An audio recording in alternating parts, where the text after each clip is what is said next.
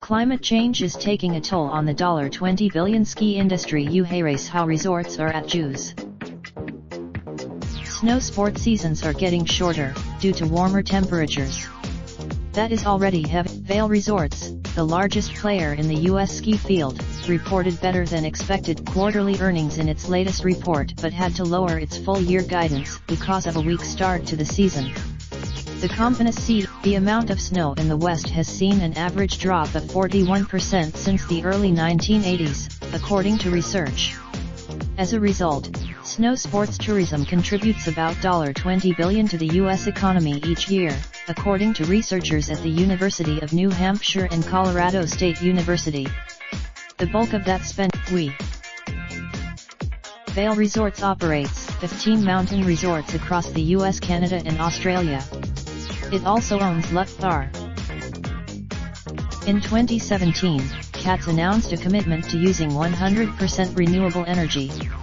That means solar panels. The company is also buying more properties, recently in Vermont and Australia, a geographical weather hedge.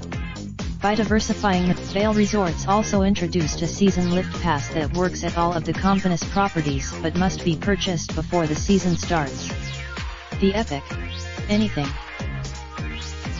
That also means investing in new options that turn the winter wonderland into a summer playground. You like zip lines and mountain coasters for summer tourists. It appears to be worth. These strategies may add to the resort's bottom line, but residential real estate in mountain villages is far more dependent on snow. Home values in mountain towns like Vail and Aspen are some of the highest in the nation, and those values are at risk. By 2050, Josh Lautenberg sells multimillion-dollar homes in the Vail area, some of which are used for just a few winter months each year. He was stunned by that snow doesn't just support luxury home value, saw it is the lifeblood of the local economy. Most of the jobs, Raindrop, drop top smoking, no cooking the hot pot.